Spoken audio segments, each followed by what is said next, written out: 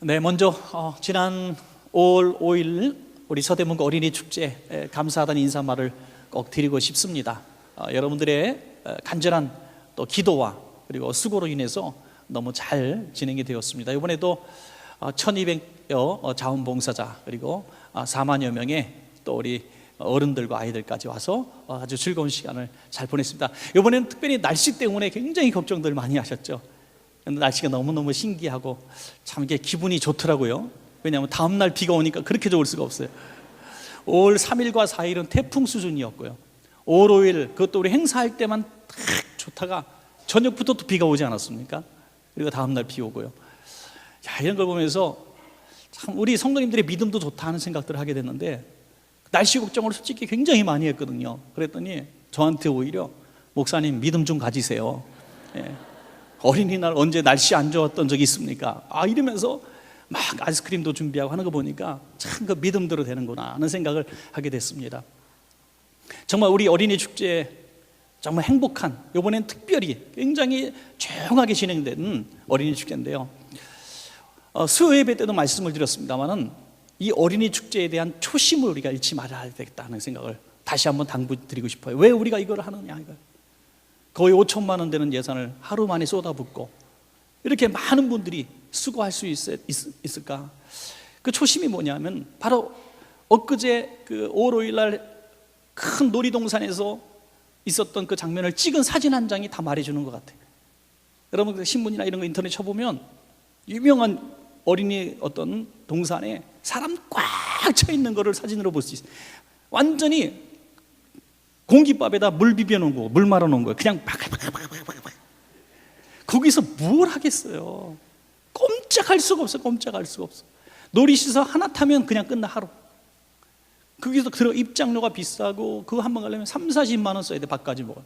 그러니까 그나마 그렇게 갈 수 있는 사람은 행복한 사람인데 이 지역에만 해도 서대문, 은평구, 마포구 이 수많은 지역에서 오더라고요. 부천에서 꼬마들이 왔어요. 부천에서 와가지고 하루 종일 무료로 놀고 몇천 원만 있으면 김밥도 먹고 물도 사고 마실 수 있는, 정말 이렇게 행복한 시간을 누릴 수 있는, 시중보다 더 음식을 싸게 파는 이런 놀이 시설들이 있다는 것은 참으로 아이들에게 축복입니다. 우리 부모님들이 아이들 데리고 와서 노는 모습 보니까 피로가 싹 씻겨 내려가는 것 같아요. 애들이 입이 귀에 딱 걸려가지고 하나라도 더 타려고 탁탁탁탁 막 뛰어댕기는 모습 보니까 얼마나 이쁘고 사랑스러운지 몰라요. 애들은요, 이게 엄청난 놀이시설인지 무슨 여기가 무슨 돈 엄청 주고 들어온지 기억 하나도 안 나요. 그냥 탔던 것만 기억나거든요. 놀던 것만. 부모님과 함께 놀이동산 왔다는 것만 기억하는 거예요. 그러니까 부모님들도 당당하게 아이들과 함께 즐거운 시간을 보낼 수 있는 곳이잖아요. 하나의 이런 아름다운 동산을 만들기 위해서 수고하신 여러분들은 정말 주님의 사랑 받을 겁니다. 저는 그렇게 생각해요. 이 어린이들을 사랑하시는 하나님께서 어린이들을 위해서 수고하신 모든 분들의 수고와 헌신들을 기쁘게 받으시고 또 복 내려주실 줄로 믿고 축복합니다. 오늘은 또 이제 어버이 주일입니다. 어버이 주일 때 될 때마다 참 힘들어요. 마음이 무겁습니다. 그것은 부모님이 안 계신, 먼저 부모님께서 돌아가신 우리 성도님들이 너무나 많기 때문이에요. 그래서 어버이 주일날 설교하는 것은 참 힘들어요. 부모님께 이렇게 효도하세요라고 말하지만 부모님이 안 계신 걸 어떻게 합니까? 그러니까 점점 죄책감이 드는 거예요. 자꾸 후회스럽고 내가 저 설교를 좀 일찍 들었어야 되는데, 그런 생각을 하면서 막 후회스럽고 죄송하고, 그래서 1년 중에서 제일 많이 눈물 흘리며 예배 드리시는 날이 어버이 주일인 것 같아요. 그래서 이렇게 예배 끝나고 인사할 때 보면 여기 시커먼 거 막 그려지신 분들이 참 많아요. 그렇지만 우리는 부모님의 그 믿고 돌아가신 우리 부모님 다 천국에서 만날 소망을 가지시고 위로받으시고, 이제는 혹시 부모님이 살아계신 분들은 오늘 이런 말씀 듣고 다시 한번 결심하고 효도하는 부모들이 되고, 또 우리 자식들도 효도를 가르쳐서, 성경적 효도를 가르쳐서 잘 되게 하는 오늘 그런 결심하는 그런 날로 삼으시기를 주의 이름으로 부탁합니다. 오늘 기독교를 잘 모르는 사람들은 우리 기독교는 효를 하지 않는 종교다 이렇게 얘기를 하죠. 그것은 딱 하나, 그 제사 문제 때문에 그렇거든요. 그런데 여러분, 우리 기독교는 제사에 대해서 말하는 것이 아니라 살아계신 부모님께 효도하라고 강하게 강조하고 있는 종교 아닙니까? 그런데 우리는 이렇게 얘기하는 거죠. 부모님 살아계실 때 자주 방문하고 자주 찾아뵙고 자주 대접하고, 돌아가신다면 천국의 소망 갖자, 이건데 믿지 않는 사람들은 1년에 정말 어떤 사람은요 수년 동안 한 번도 부모님 찾아뵙지 않다가 부모님 돌아가신 다음에 부모님 묘자리 옆에 3년을 살면 못하냐 이거죠. 살아계셨을 때 잘하는 것이 진짜 효 아니겠습니까? 오늘 성경적 효는 살아계신 부모님에 대한 효를 말하는 거지 돌아가신 다음에 효에 대해서 말하고 있지 않고 있습니다. 오늘 본문 특별히 십계명에서처럼 강력하게 내 부모를 공경하라라고 5계명에 이렇게 말씀하신 그런 말씀이 과연 어느 종교에서 찾아볼 수 있겠습니까? 그래서 이 십계명에서 말씀하신 이 계명은 너무나 중요한 것이거든요. 하나님과의 계약 관계입니다. 지키면 복을 받고 불순종하면 심판을 받는 거죠. 무시무시한 말씀으로 부모 공경에 대해서 말씀하고 있습니다. 십계명은 이스라엘 백성들이 노예 생활하다가 이제 가나안 땅으로 가는 광야길에서 하나님께서 모세를 통해서 주신 계명입니다. 그전에는 사실 십계명이 필요가 없었죠. 노예 백성이었기 때문에. 노예는 주인이 시키는 대로 그냥 하면 되는 거예요. 자율이 없었습니다. 그러나 이제 해방되었습니다. 자유인이 되었습니다. 그래서 이 법을 하나님께서 말씀해 주셔야만 했습니다. 그래서 1계명부터 4계명까지는 하나님과의 관계, 대신 관계, 그리고 5계명부터 10계명까지는 인간의 관계, 대인 관계를 이제 다루고 있는데요. 특별히 대신 관계와 대인 관계의 가장 중앙, 그리고 대인 관계의 가장 첫 번째 되는 계명이 5계명인데 바로 이 말씀이 내 부모를 공경하라는 말씀이죠. 그 위치가 너무 중요한 것입니다. 이 부모 공경은 하나님 사랑과 이웃 사랑의 중심의 정점에 서 있는 거라는 거죠. 어떤 분은 하나님을 너무너무 사랑한다고 얘기해요. 믿으면 좋은 신앙인인 것 같아요. 그런데 부모님을 잘 보시지 않아. 효도하지 않아요. 그래서 믿지 않는 형제들이 야 예수만 열심히 믿으면 뭐해? 부모님 찾아오지도 않고 말이에요. 효하지도 않고 부모님 뭐 행사한 날 오지도 않고. 여러분, 형제들이 생각할 때는요 오고 안 오고는 별로 중요하지 않아. 명절날 못 찾아가도요 형제들보다 돈 따블 전문 용어 나와서 죄송합니다만 하여튼 이게 이 용돈만 팍 보내면요 효도한다고 얘기한다니까요. 우리가 더 인색한 거예요. 찾아뵙지도 않지, 형제들 분담금도 잘 내지 않지, 그러면서 교회 가야 된다고, 주일 지켜야 된다고. 그러니까 믿지 않는 사람들이 더 욕을 하는 거예요. 여러분, 기독교에서 그래서 더 효를 강조하지 않는 것처럼 오해를 산다는 거예요. 십계명에서 제 중심에 부모 공경을 둔 것은 부모 공경하지 않는 사람은 하나님 섬긴다고 말할 수 없고, 부모 공경하지 않는 사람은 이웃을 사랑한다고 말할 수 없다고 그렇게 강하게 말씀하시기 위해 중앙에 탁 넣으신 것입니다. 아무리 세상에서 좋은 사람이라고 소문나고 야 저분은 정말 사회에서 착한 사람이야, 직장에서 너무너무 인정받는 사람이야, 너무 친절한 사람이야, 동네 사람이 다 인정하는데 집에서 부모님께 불효한다면 이것도 거짓이에요. 가끔 그런 분이 있더라고요. 아유 우리 이인은요 밖에서는 천사예요, 밖에서. 근데 집에서는 너무 못한다는. 이것은 정직한 것이 아니죠. 여러분, 왜 부모 공경이 중요하느냐? 부모 공경하는 것이 신앙인의 기초기도 하지만은 세상이 바르게 유지될 수 있는 원리이기 때문입니다. 부모 공경하는 가정은 가정이 잘 됩니다. 여러분, 가정이 화목하고 잘 되면 사회가 평안해집니다. 여러분, 사회가 평안해지면 국가와 이 세상이 평화를 찾아올 수 있는 거죠. 그러나 가정이 불효하는 가문이 생기면 학교나 직장이나 사회가 엉망이 되는 것입니다. 그러므로 부모 공경을 잘하는 이 교육이 이 세상을 아주 질서 있게 만드는 비결이 되는 것입니다. 여러분, 한번 생각해 보십시오. 집에서 부모 공경하지 않는 부모 공경하지 않는 자녀들이 있는 가정이 학교에 가서 선생님 말씀 잘 듣겠습니까? 직장에서 상사 말 잘 따르겠습니까? 어른을 존경하겠습니까? 무서워하지도 않고 존경하지도 않아요. 요즘에 신문 텔레비전 보니까 뭐 애들만 선생님한테 구토하는 게 아니라 부모가 같이 와서 학부모를 구토하는 장면이 나와요. 참, 세상이 이렇게 엉망이 됐어요. 부모 공경 또 어른 공경 하지 않아요.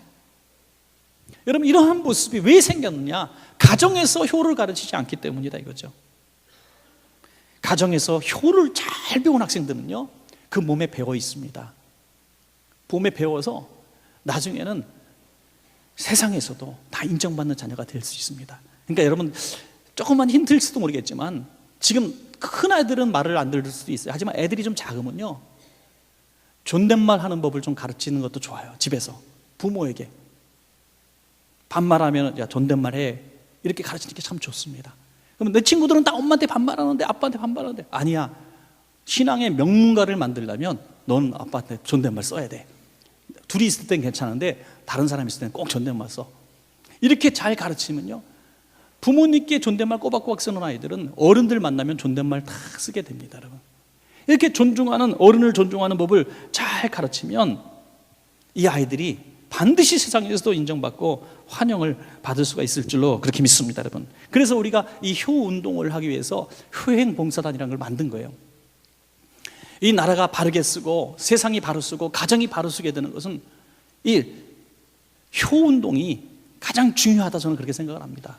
그래서 저희도 배운 것이지만 우리 사단법인도 만들고 이렇게 열심히 봉사하는 건 아니겠습니까? 여러분, 여기에 같은 꿈을 갖고 계신 분이 계시다면 우리 청소년들이, 우리 어린아이들이 효함으로, 또 효만 가르치는 게 아니라 나라 사랑을 가르치고 자연보호를 가르치고 생명 존중을 가르치거든요. 그리고 봉사를 가르칩니다. 이런 모임을 통해서, 또 이런 단체를 통해서 정말 효자가 되게 하기 하는데 내가 쓰임받고 싶다는 분들은 우리 지하 1층 효행봉사단 사무실에 오셔서 교사 가입 신청서 내시기 바랍니다. 제가 뭐 먹어서 그런 게 아니라 하여튼 이런 운동에 우리가 교회가 앞장서는 것이 참 좋습니다. 여러분, 저는 오늘 이 내 부모를 공경하라는 말씀을 가지고 아주 짧게 부모 공경이 실천적인 방안에 대해서, 아주 현실적인 방안에 대해서 이 노아의 세 아들의 비유를 들면서 말씀을 좀 드릴까요? 두 가지 말씀만 드리겠습니다.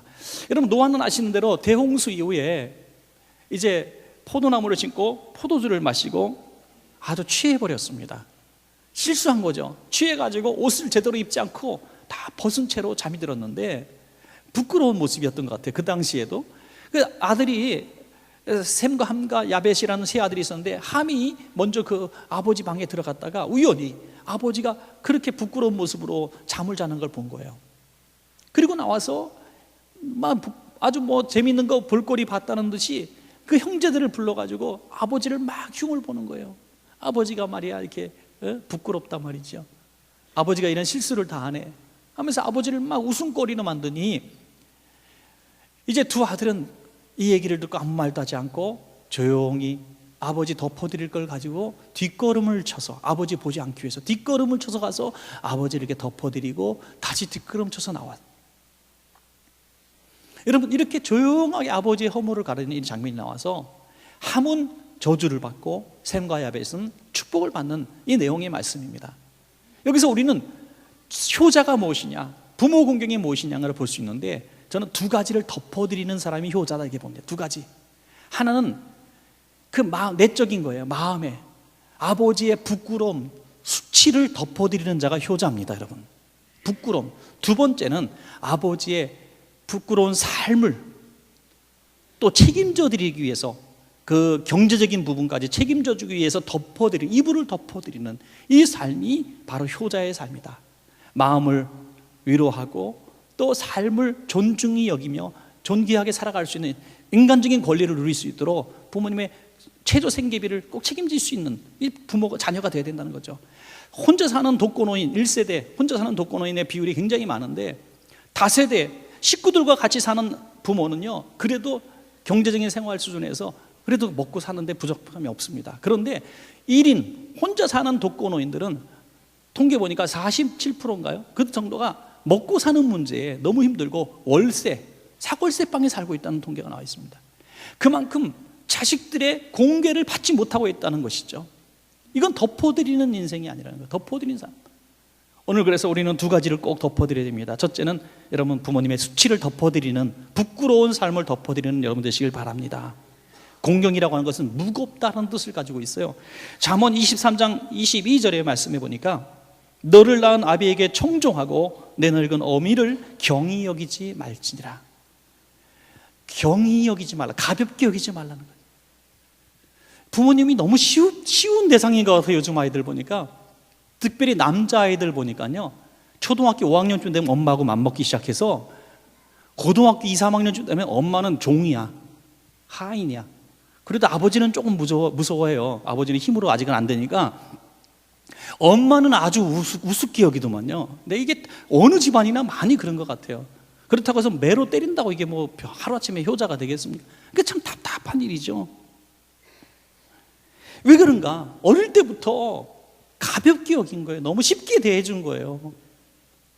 근데 그렇다고 해서 막 엄마를 무섭게 대한 이것도 사실 좀 그렇죠. 나이가 들면은 이제 어버이날 여기 앉아서 울 거예요. 걔네들 이제 우리 여러분 생각하면서 또 울 거야. 아이고, 내가 어머니 모든 거 다 용서하시고 다 받아, 모든 거 다 받아주고 다 용서하기 때문에 사실 어머니죠. 그냥 종처럼 살았기 때문에 사실 어머니예요. 그렇지만 그 자식의 입장에서 보면 그 복 받을 짓이 아니라고 성경은 말씀하고 있는 것이죠.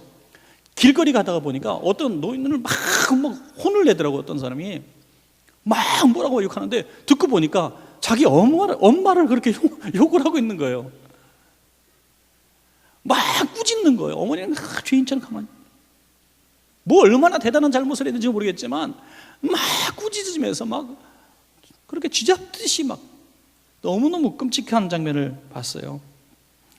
여러분, 그런 사람이 세상 누구도 무서워하겠습니까? 그런 사람이 뭐 하기에 선배를 존중하겠습니까?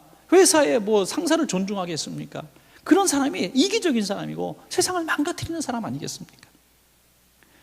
우리 부모님들도 얼마든지 다 실수할 수가 있죠. 노아처럼 말이죠. 노아는 당대의 완전한 자요, 의인이었습니다. 빈틈없는 사람도 이렇게 나이가 드니까 실수를 하는 거예요. 나이가 드니까 자꾸 먹는 것보다, 드시는 것보다 흘리는 게 더 많게 되고, 자꾸 깜빡깜빡 잊고, 자꾸 냉장고 안에 전화기 집어넣고 그러는 거예요. 그거 당연한 거죠. 나이 드시니까 당연한 건데, 그걸 가지고 막 그것도 기억 못 하느냐고 자꾸 얘기하면 얼마나 힘드시겠어요. 여러분, 이 셈과 야벳은 뒷걸음쳐서 들어가서 덮어드렸다. 이것은 못 본 척했다는 거예요. 못 본 척했다. 이 못 본 척하며 덮어드리는 것이 효도라는 겁니다. 이제부터 어머니 왜 그러셨어요? 전에 내가 얘기했잖아요. 그거 하지 말라니까요.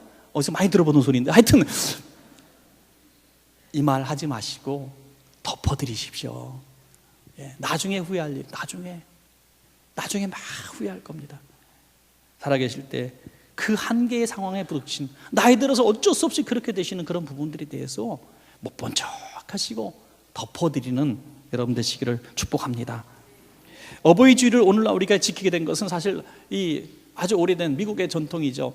웨스트 버지니아에 안나 자비스라고 하는 여인이 수천 명의 지지자들과 함께 계속 의회에 상정해달라고 요청했다고 해요. 5월 둘째 주를 어머니 날로 만들어 달라고요. 어머니 날이 없었거든요. 그런데 이걸 의회가 뭐 받아서 당장 만들겠습니까? 만들지 않고 있을 때 의회를 감동시키고 실제로 이것을 어머니 날로 제정시킨 정치인이 있었는데, 바로 당대 미국의 28대 대통령 우드로 윌슨이라고 하는 대통령이 숨은 공로자예요. 안나 자비스만 우리는 생각하는데, 이 우드로 윌슨이 없었으면, 이 대통령이 없었으면 어머니 날이 만들어질 수가 없었습니다. 제정될 수가 없었어요. 이거는 의회에서 결정이 돼야 되니까. 그런데 이 우드로 윌슨이 워낙에 어머니를 사랑하는 사람이었다는 거죠. 워낙에 신앙 좋은 가문의 사람이에요. 이 우드로 윌슨의 아버지는 장로교 목사님이에요. 아주 전통적인 장로교 목사님이고, 어머니도 목사님 딸이에요. 그러니까 아버지도 목사님, 어머니도 목사님 딸이니 얼마나 신앙의 가정교육을 잘 믿음으로 받았겠습니까? 전통적인 신앙교육을 그러나 이제 장성했을 때 이제 어머니가 홀로 이 4명의 아이들을 기르게 되는 참 가난한 가정이 됩니다. 삭바늘질로 또 노동으로 정말 아버지 없는 빈자리, 어머니가 열심히 이 아이들을 키우는데, 이 아들은 너무 열심히, 올해가 똑똑했어요. 그래서 열심히 공부해가지고 그 당시에 최고 명문대학에서 그것도 수석 졸업을 하게 되고 대통령 메달까지 받게 됩니다.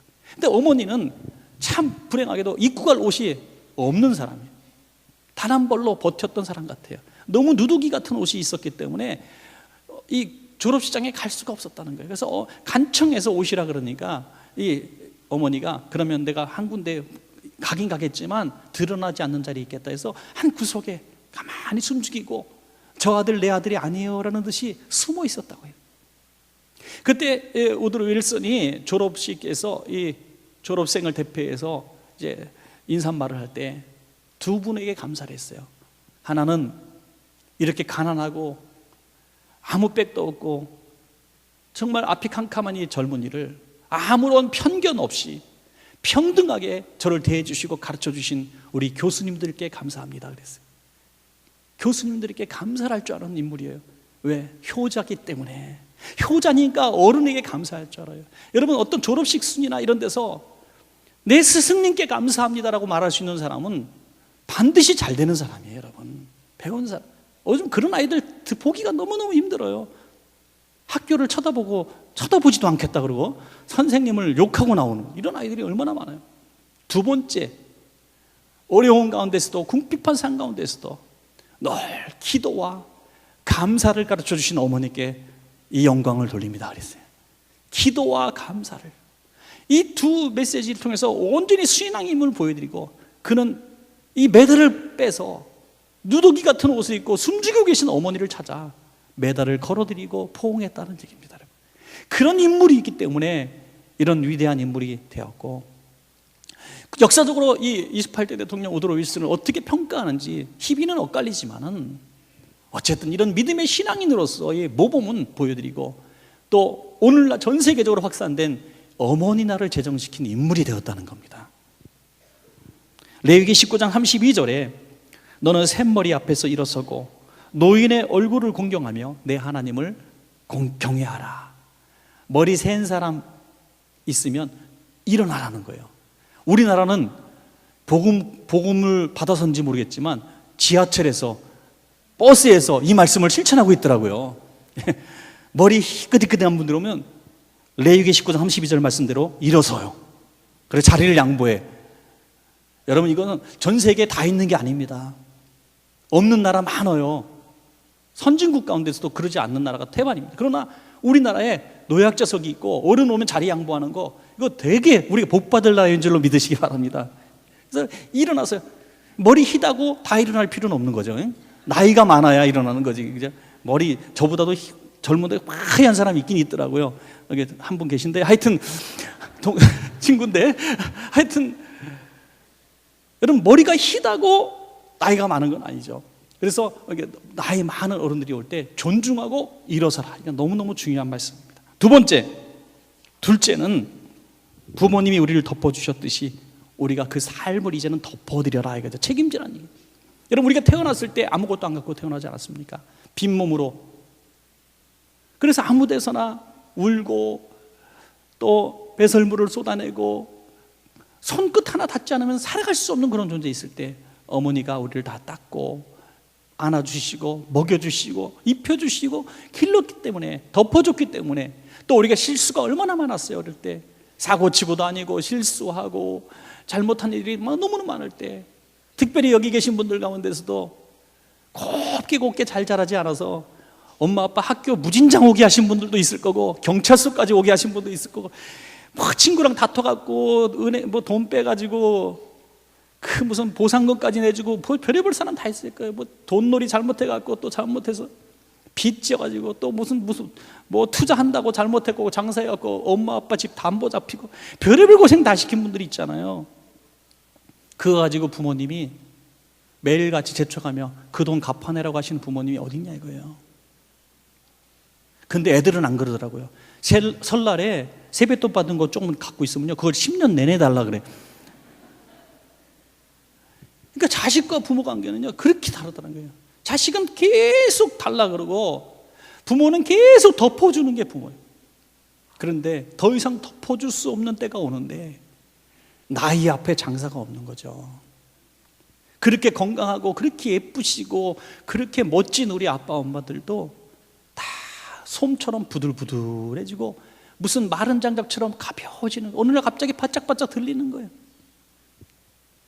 아무것도 할 수 없고 누가 이동시켜야 움직일 수 있고 어디 데려가야 갈 수 있는 이런 형편이 되는 날이 온다는 거죠. 그때는 자식이 부모님을 부모가 내게 했듯이 덮어드려야 된다는 거죠. 덮어드려.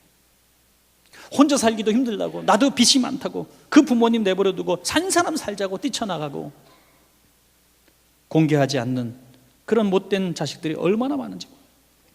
지난주 연합뉴스를 보니까 이제 그 경기 남부에서 한 달간 부모 폭행, 어르신 폭행을 했다고 이 신고가 들어와서 경찰이 가서 조사한 것만 가지고 통계를 냈는데 노인 폭행 가해자의 57%가 아들, 딸이었다는 거예요. 노인 폭행의 57%. 그런데 저는 훨씬 더 많다고 보는 게 뭐냐면 부모는 신고하지 않는다는 거죠. 이웃이 신고한 것만 57%예요. 실제로 부모들은 훨씬 더 많이 맞고 산다는 거죠.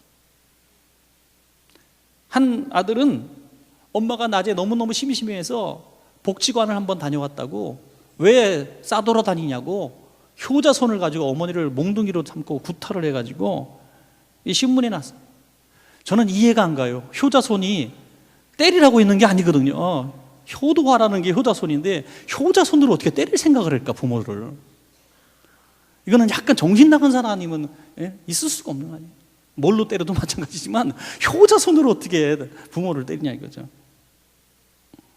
그런데 더 놀라운 것은 어떤 부모도 한 사람도 경찰이 왔을 때 자식을 처벌하기를 원치 않는다고 얘기했다는 것이 신문기사의 요지였습니다. 한 부모도 자식이 경찰서 가서 끌려가는 걸 원하지 않으셨다는 거죠. 이런 부모님을 우리가 덮어드리지 않으면 과연 이 세상 누가 우리 부모님의 외로움과 가난과 부끄러움을 덮어드리겠는가 하는 거죠.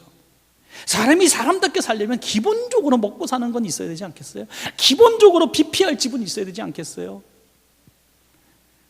다른 건 많이 못해도 최소한 부모님이 사람답게 살 수 있는 최소한의 인권을 누릴 수 있는 생활은 책임지시는 우리 모두가 되어야 될 줄로 믿습니다. 여러분, 세상이 못한다면 나라가 하고, 나라도 못한다면 교회라도 해야 될 줄로 믿습니다. 여러분, 그래서 자식 교육은 우리가 시키고 또 받아야 되는데 어릴 때부터 자식이 뭐 갖고 왔을 때 양보하지 마세요. 여러분, 감사함으로 받고 정말 잘 쓰셔야 돼요. 그것이 자식이 잘 되게 하는 비결인 줄로 저는 믿습니다. 여러분, 예. 참 우리 한 분의 예를 들겠습니다만은, 이분은 누구라고 말은 하지 않을게요. 자식들이 어릴 때부터 너 용돈 벌면은 직장 들어가면 부모님께 용돈을 꼭 드려야 된다 이렇게 얘기하셨대요.